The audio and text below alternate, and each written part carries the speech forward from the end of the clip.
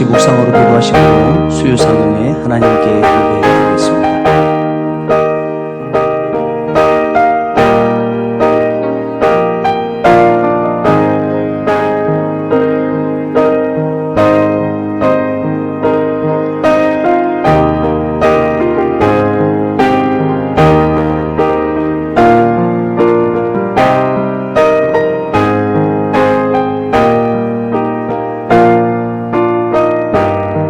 그는 넘어지나 아주 엎드러지지 아니함은 여호와께서 그의 손으로 붙드심이로다.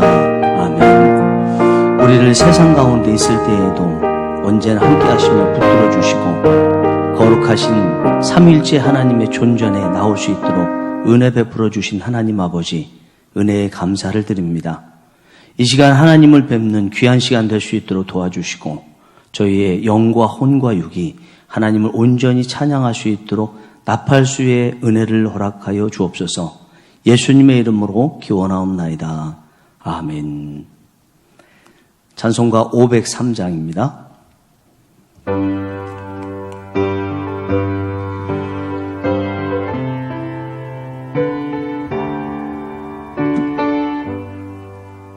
세상 모두 사랑 없어 냉랭함을 아느냐. 곳곳마다 사랑 없어 단식 소리 뿐일세. 악을 손게 만들고 모든 소망 이루는 사랑 없기 위하여 저들 오래 참았네. 사랑 없는 까닭에 사랑 없는 까닭에 사랑 얻기 위하여 저들 오래 참았네. 곳곳마다 번민함은 사랑 없는 연고요. 지근하게 손을 펴고 사랑받기 원하네. 어떤 이는 고통과 근심 걱정 많으니 사랑 없는 까닭에 저들 원망하도다. 사랑 없는 까닭에 사랑 없는 까닭에 사랑 없는 까닭에 저들 실망하겠네. 사람 우상 앞에 복을 빌고 있으며 어떤 사람 자연 앞에 사랑 요구하도다.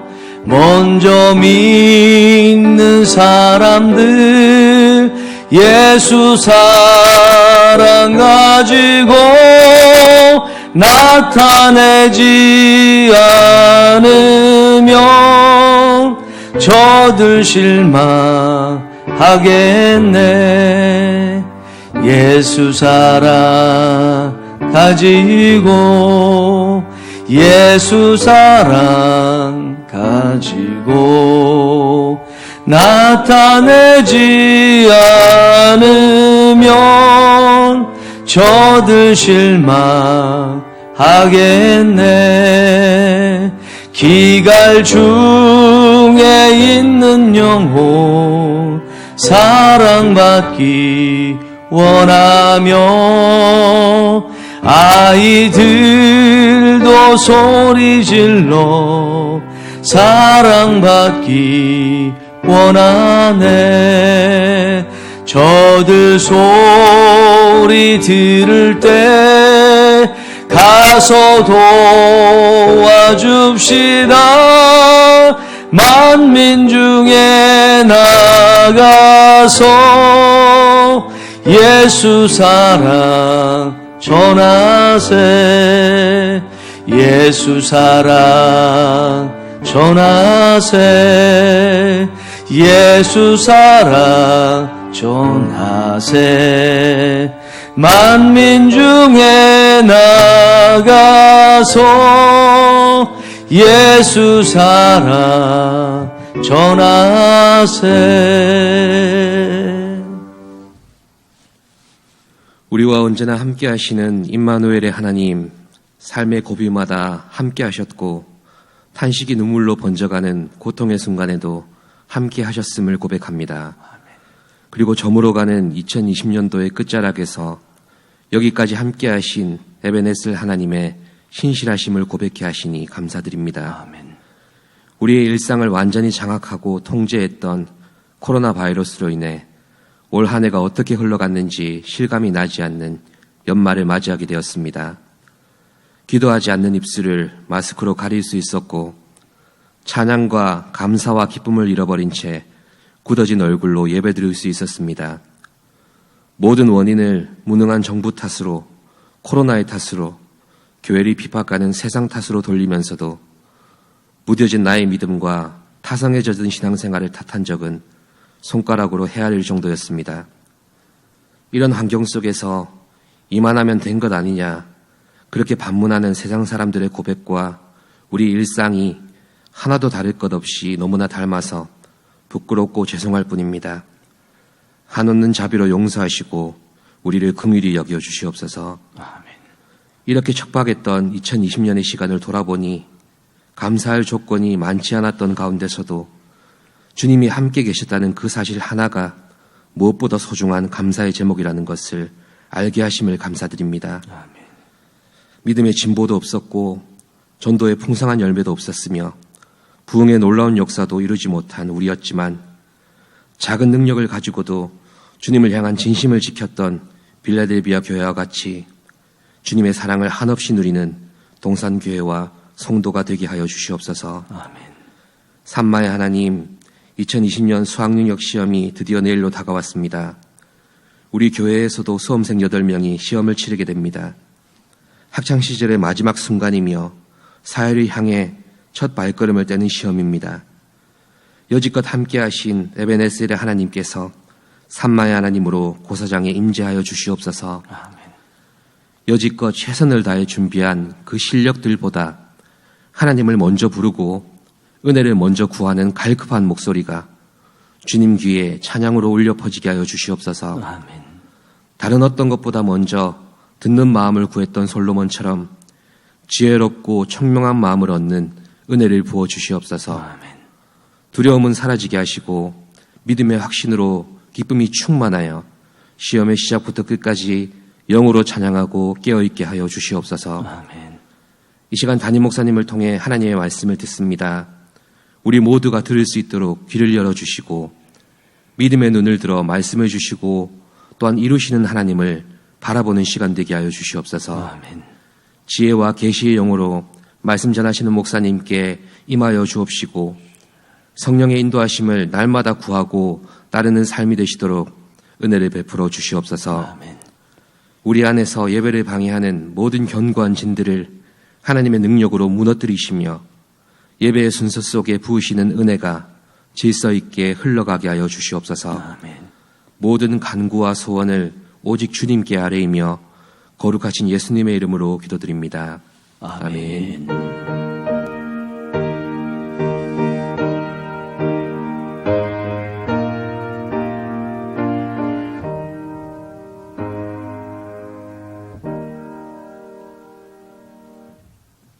오늘 저희들에게 주신 하나님 말씀은 신약 고린도전서입니다. 10장입니다. 8절부터 13절까지의 말씀, 페이지는 274페이지입니다. 고린도전서 10장 8절에서 13절까지의 말씀입니다. 페이지 274페이지 되겠습니다.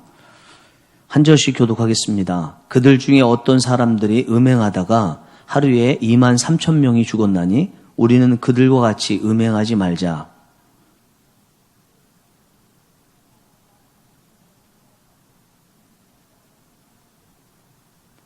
그들 가운데 어떤 사람들이 원망하다가 멸망시키는 자에게 멸망하였나니 너희는 그들과 같이 원망하지 말라.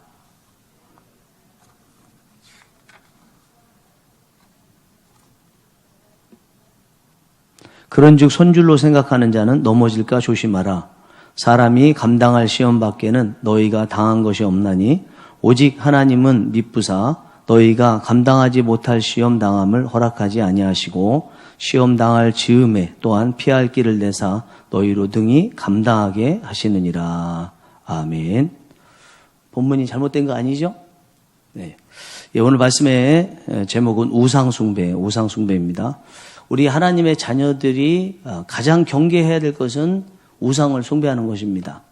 하나님 대신에 우상을 숭배하거나 아니면 하나님도 섬기고 우상도 섬기는 것, 이것이 우리가 가장 경계해야 될 것이죠. 그런데 우리가 이 우상 숭배에 대한 이야기를 들으면 그거 우리와 아무 상관이 없지 않습니까? 우리는 우상 숭배하지 않습니다. 이렇게 말을 할 수 있는데 이 우상 숭배라는 것이 우리가 생각하는 것보다 훨씬 범위가 넓어요. 그래서 우리는 지금까지 우상 숭배해 왔고요. 지금도 우상 숭배하고 있을 가능성이 참 많습니다. 오늘 본문을 포함한 고린도전서 10장 전체가 우상 숭배에 대한 말씀이거든요.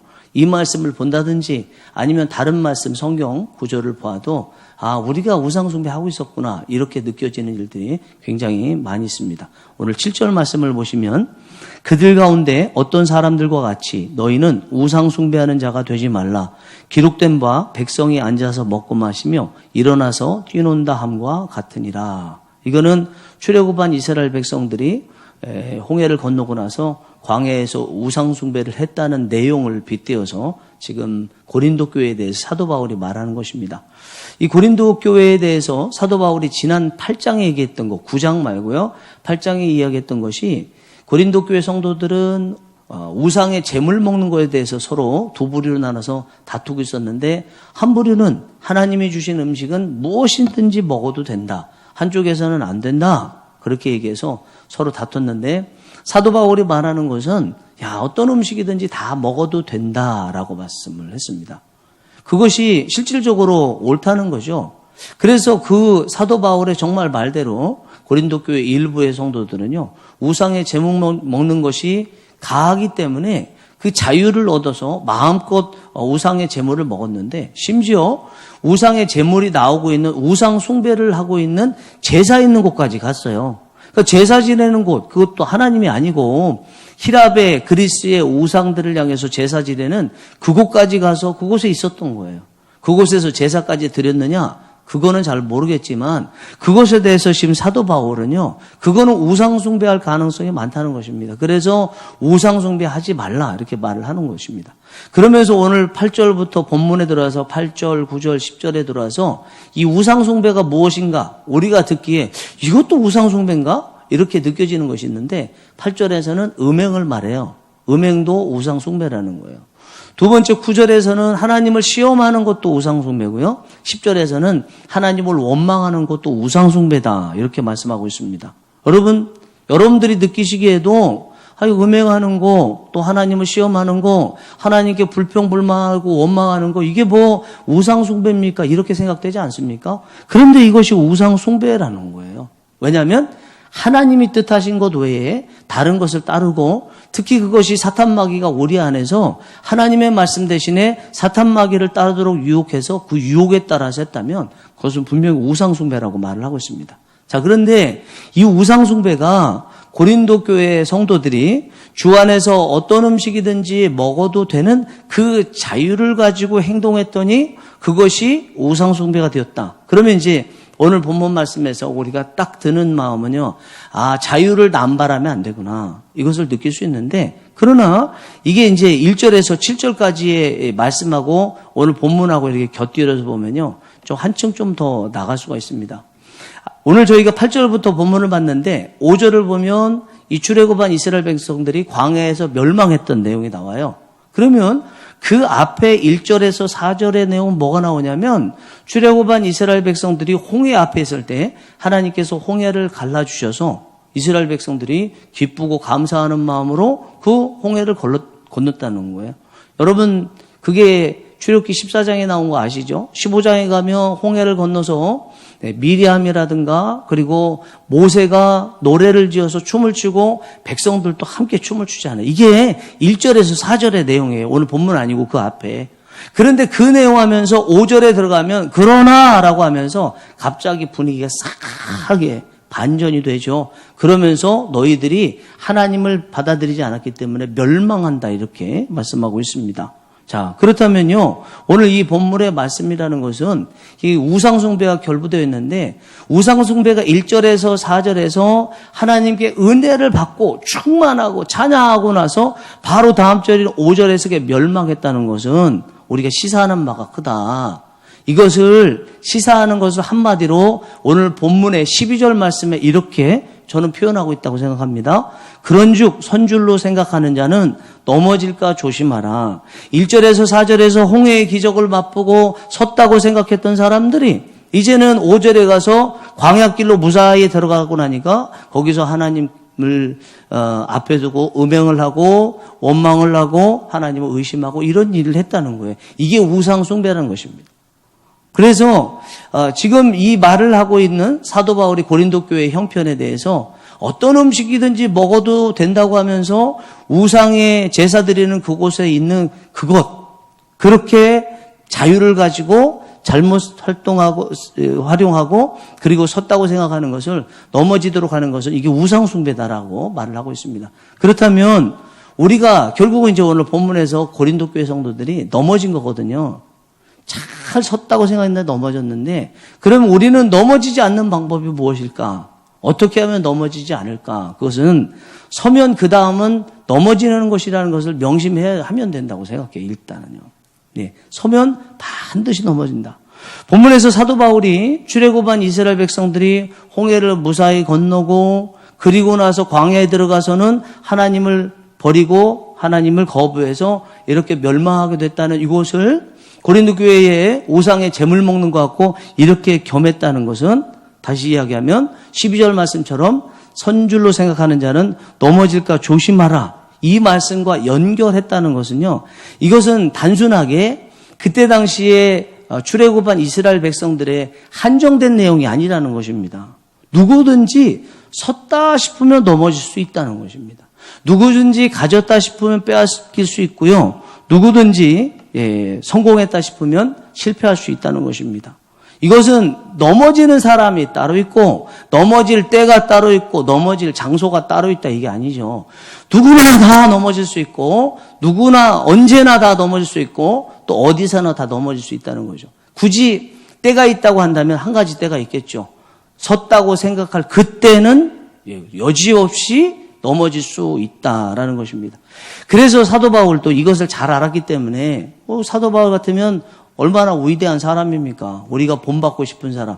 그랬던 사람이기 때문에 오히려 더 자신이 섰다고 생각할 수 있어서 두려운 마음을 가졌죠. 그래서 지난 시간에 봤던 고린도전서 9장 27절에 내가 내 몸을 쳐 복종케 함은 남에게 버림을 당할 후에 남에게 전파한 후에 버림을 당할까 두려워한다 이렇게 표현을 한 것입니다. 자기도 지금 사람들로부터 옹립을 받고 있고 고린도 교회 내파 중에 하나가 되고 있고 사람들도 우리 선교에 있어서 또 사도 바울이 선교에서 개척한 교회의 개척자라고 막 이렇게 칭송을 하고 있는 그 모습을 보면서 큰일 났다고 생각한 거예요. 이렇게 하다가는 나 넘어지겠다 생각해서 자기 자신을 하나님의 말씀에 따라서 복종케 하고 있다고 말을 하고 있습니다. 여러분 베드로 하면 예수님께서 이 땅에 계실 때 12명의 제자 중에 수제자 있잖아요. 우두머리 제자 있지 않습니까? 그랬던 우두머리 제자인 베드로를 향해서 주님께서 마태복음 16장 23절에서 뭐라고 그러셨어요? 사탄아 물러가라 너는 나를 넘어지게 하는 자로다 그러셨잖아요. 여러분 이 말씀 사탄아 물러가라 너는 나를 넘어지게 하는 자로다 이게 언제 하신 이야기냐면 베드로가 마태복음 16장 16절에서 주는 그리스도시요 살아계신 하나님의 아들이십니다라고 기독교 최초로 예수님에 대해서 신앙 고백했을 때예요. 그 둘이 얼마나 가깝냐면요. 그러니까 신앙 고백하는, 그래서 주님께서 바요나 시몬아 이것을 내게 알게 하신 이는 네가 아니고 하늘의 아버지라고 주님께서 베드로를 막 띄워놓으셨을 때 베드로가 사탄 마귀에 의해서 예수님의 십자가를 지지 못하도록 방해했다는 것입니다.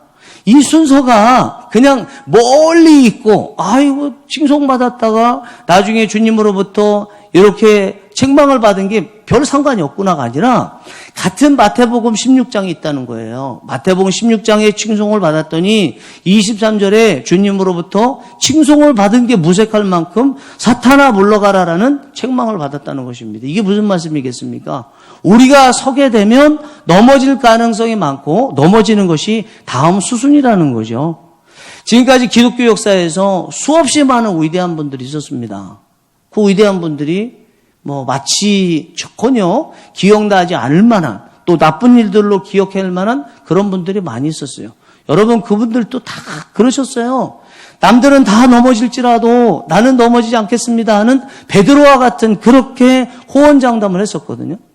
그런데 어느 순간부터 섰다 했는데 다음 단계 당연히 인간이 가는 그 수순에 따라서 넘어지게 되고 나쁜 사람의 대명사로 불려지는 그런 사람들도 생기더라는 것입니다. 우리가 젊을 때 그런 얘기 하잖아요. 야, 기성세대는 너무 썩었다는 거죠. 여러분, 그렇게 기성세대들은 썩었다라고 젊은 사람들로부터 손가락질 당하는 그 기성세대들도요, 자기들이 젊을 때는 그렇게 말을 했어요. 자기들이 젊을 때 기성세대들을 향해서 야, 기성세대들은 썩었다. 나는 저렇게 썩지 않을 거야. 그렇게 말을 했어요. 지금요, 며느리로부터 손가락질 당하는 악한 시어머니라고 하는 그런 분들도요, 자신이 며느리일 때는 악한 시어머니 앞에서 나는 절대로 그런 시어머니 되지 않을 거야. 그렇게 생각했던 사람인데 지금 그런 모습으로 있더라는 거예요. 뭐예요, 그게요? 선줄로 생각하면 넘어질까 조심하라는 것입니다. 우리가 역사를 봐야 되는 이유가 있습니다. 예전엔 대학교에서 역사가 교양 필수였는데 이게 없어졌잖아요. 반드시 있어야 되는데 역사라는 것은 계속 반복이 되기 때문에 오늘날 우리에게 역사를 통해서 주는 교훈들이 많은데 여러분, 역사에서 뭘 배울 수 있을까요? 잎이 청청한 것 같지만 언젠가는 다 시들어 떨어진다는 것입니다. 어떤 사람들은 거룩하고 깨끗하고 정결하고 청렴한 것 같지만 그러나 그 청렴하다고 추앙받는 어느 순간부터 떨어지기 시작해서 부패하기 시작하더라는 거예요. 이게 역사가 말하는 것 아니겠습니까? 어떤 사람은 제발 우리와 함께 나라를 세워서 당신이 왕이 되어 주십시오. 그렇게 해서 왕으로 옹립된 왕이 있었지만 이 점점점 이 세상이 변화되면서 제발 우리에게서 왕자리를 내놓고 떠나주십시오. 그렇게 전락한 왕들도 있다는 것입니다. 히스기야 왕 같은 사람에게 므낫세라는 남유다의 가장 악한 왕이 아들로 태어나더라라는 것입니다. 먼저 되게 되면 당연히 나중되는 것이 다음 수순으로 온다는 거죠. 여름이 오는 것이요, 그냥 갑자기 오는 것이 아니라 봄이 온 다음에 여름이 왔어요. 봄이 오면 계속 봄만 올 것 같지만 그 다음 수순은 여름이에요. 가을 그 좋은 계절이 오면 그것이 계속되는 것이 아니라 그 다음 수순은요, 겨울이 오는 것입니다. 그렇기 때문에 우리는 나는 예외다 이런 마음을 가지면 안 돼요. 우리는 누구나 다 섰다고 생각하면 그 다음 수순이 넘어지는 거기 때문에 넘어질 수 있다고 생각을 해야 됩니다. 여러분, 오늘 본문 말씀과 또 오늘 본문 말씀이 속해 있는 이 단락인 앞에 1절에서 7절까지 같이 보게 되면 이 한 가지 단어가 두 번 반복해서 나오는 단어가 있어요. 본복이라는 단어거든요. 6절 말씀 보시면 이러한 일은 우리의 본보기가 되어 우리로 하여금 그들이 악을 즐겨한 것 같이 즐겨하는 자가 되지 않게 하려 함이니 이렇게 말씀하고 있습니다. 6절의 이 말씀은 좀 전에 말씀드린 대로 1절에서 4절에서 출애굽한 다음에 홍해를 기적적으로 건너고 하나님을 찬양했던 사람이 5절에서 이제 광야로 들어가서 하나님을 거부해서 멸망하게 된, 그러니까 높아졌다가 멸망하게 된 그 이야기 직후에 이게 본복이야 라고 말을 하고 있어요. 또 이것을 반복하면서 10절 지난 11절에서 또 이렇게 말씀합니다. 그들에게 일어난 이런 일은 본보기가 되고 또한 말세를 만난 우리를 깨우치기 위하여 기록되었느니라. 이게 무슨 말일까요? 출애굽한 이스라엘 백성들의 그 높이 올라섰다가 멸망하게 된 그거나 고린도 교회 성도들이 지금 있는 은사를 많이 받고 사람들로부터 칭송을 받고 또 예루살렘 교회가 흉년으로 어려울 때 헌금을 할 수 있을 만큼 그렇게 헌금도 많이 들어온 교회지만 이렇게 우상 숭배하는 것처럼 전락되는 이런 것들이 본보기가 된다는 것입니다. 누구나 그럴 수 있다. 다음 수순은 반드시 올라가게 되면 내려가는 게 인간적인 수순이라는 것입니다. 이것을 분명히 깨달으라고 말을 하는 거죠. 우리는요, 성공을 하기 위해서 성공한 사람들에게서 배워야 됩니다. 여러분, 그런데 뭘 배워야 될까를 잘 봐야 돼요. 성공한 사람들에게서 뭘 배워야 될까? 지금 어떤 사람이 이렇게 성공한 수준에 다다랐어요. 야, 나도 저렇게 되고 싶다. 이거를 배우려면 안 됩니다. 이렇게 되면 다음에 뭐가 될까요? 섰으니까 넘어질 거 아니에요. 그걸 배우려고 해서는 안 되죠. 선줄로 생각하는 자는 넘어질까 조심하라고 그랬잖아요. 지금 우리가 교회를 위해서 벤치마킹을 한다고 합니다.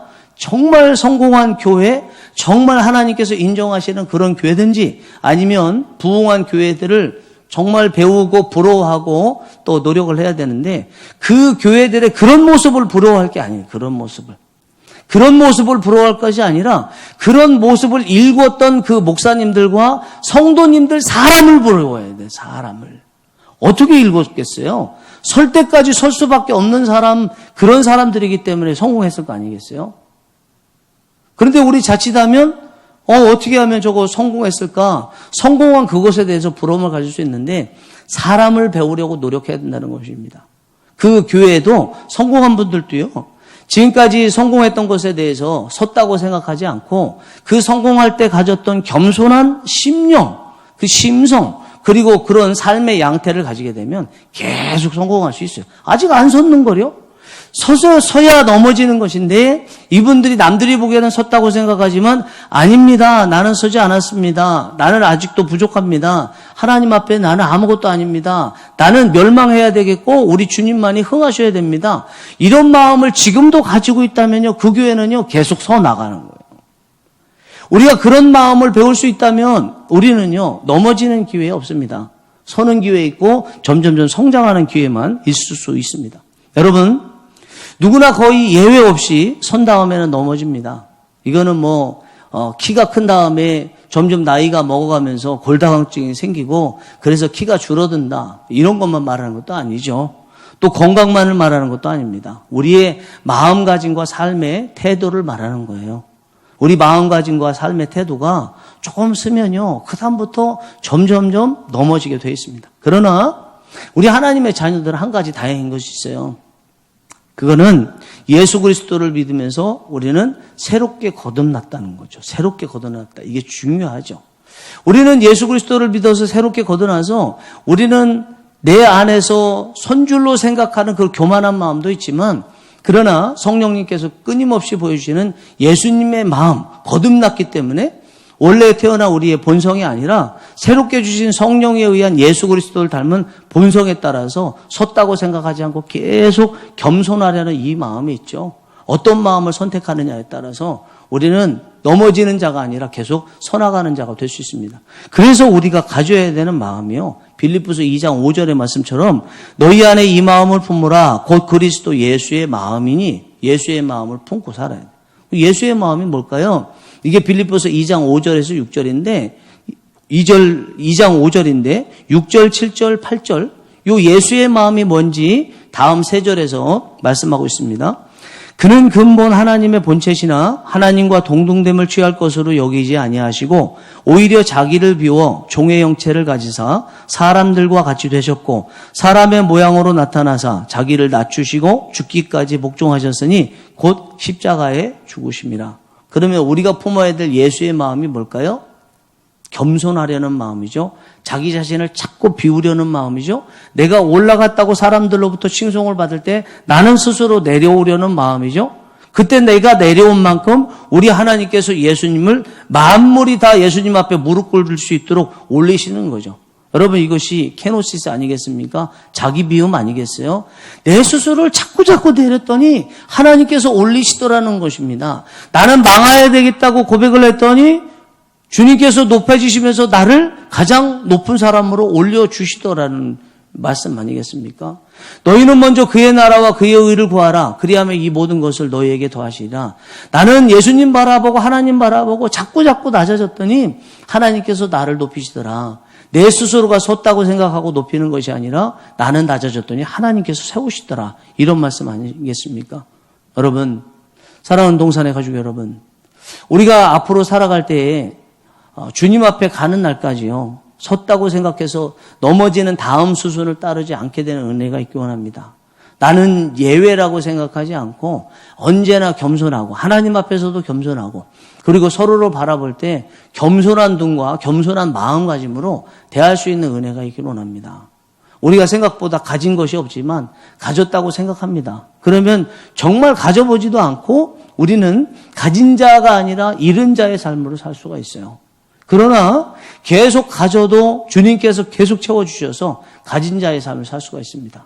저나 여러분들이 오늘 이 말씀을 통해서 계속 겸손하시고 자기를 비우셔서 주님의 마음을 품으셔서 계속 선자로 또 계속 가진 자로 있게 되는 은혜가 있기를 간절히 바랍니다. 기도하시겠습니다. 사랑이 많으시고 은혜가 풍성하신 하나님 아버지 은혜를 감사합니다. 우리는 우상숭배하지 않았다고 생각하지만 때로는 주님의 말씀보다 다른 것을 더 따르고 내 안에 있는 교만, 내 안에 있는 욕심, 또 남들 앞에서 나 자신을 드러내고 내가 가졌다고 보이려고 하는 우상숭배를 하며 살아왔습니다. 하나님 아버지, 우상숭배가 다른 것이 아니고 선줄로 생각하는 것 자체가 우상숭배라는 것을 저희들 10년 가운데 분명히 가져서 우상숭배가 되지 않는 예수 그리스도의 마음, 우리 자신을 비우는 마음 될 수 있도록 역사하여 주셔서 우리는 선 다음 수순이 넘어지는 것인데 그 넘어지는 수순을 따르지 않고 끊임없이 자기를 비워서 서는 자로 살아갈 수 있도록 역사하여 주시옵소서. 예수님의 이름으로 기도하옵나이다. 아멘. 찬송가 541장입니다.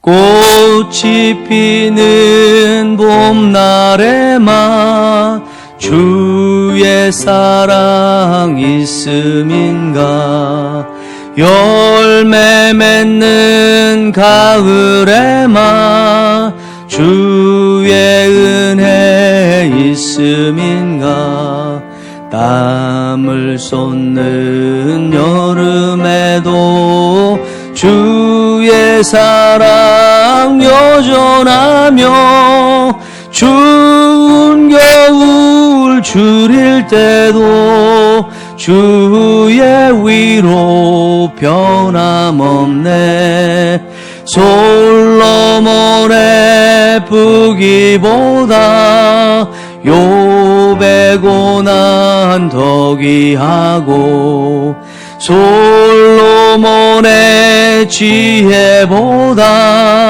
욥의 인내 아름답다 이 세상의 부귀영화 마귀 유혹 손짓 하나 고생 중에 인내하며 최후 승리 이루리라 세상 권력 등에 업고 믿는 자를 핍박하는 어리석은 사람들아 회개하고 돌아오라 우상의 힘 얼마가며 인간의 힘 얼마가나 하나님의 심판날에 견디지를 못하리라 저 천국을 바라보니 이 세상은 나그네기 죽음의 남의 길 피하라며 나의 갈 길 막지 말라. 내게 맡긴 양을 위해 나의 결의 평화 위에 우리 주님 가신 길을 충성으로 따르리라. 아멘. 이제는 우리 주 예수 그리스도의 은혜와 하나님 아버지의 무한하신 사랑하심과 성령님의 감화와 감동, 충만 역사, 교통 인도하심이 언제든지 선줄로 생각하지 않고 끝까지 겸손하게 자기 비우고 예수 그리스도의 마음으로 살아서 하나님께서 끝까지 세워주시는 삶을 살기로 다짐하며 머리 숙인 사랑하는 동산의 가족들 머리 위에 함께 예배하는 이들 위해 특별히 내일 수험을 치르는 수능 수험생들 위해 그 부모님들 위해 동산에 기도하는 모든 이들 위해 이제와 영원토록 함께 하시기를 간절히 축원하옵나이다. 아멘.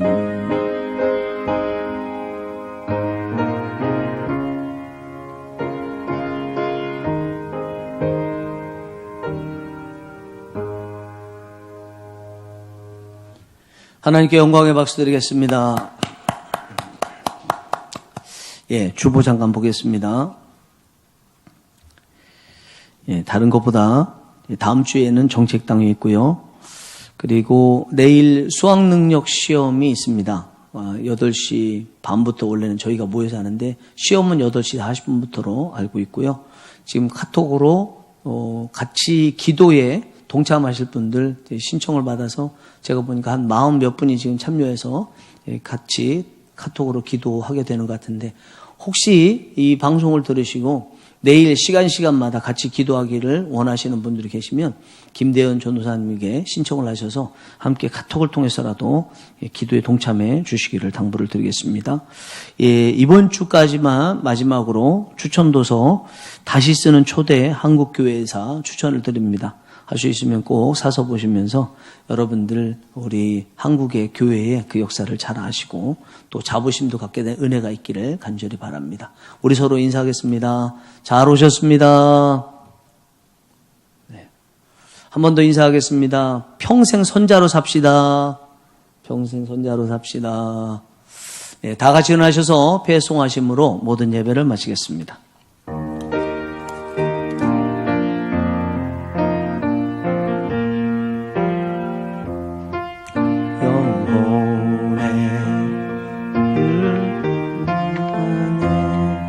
주를 향한 사랑 빛이 있네. 그 빛 모아줄게. 기도 드릴 때에 응답하시리 신실하게. 이제 일어나 연약한 자들 그들의 아픔 감싸주라. 내 빛 비춰라. 모두 알도록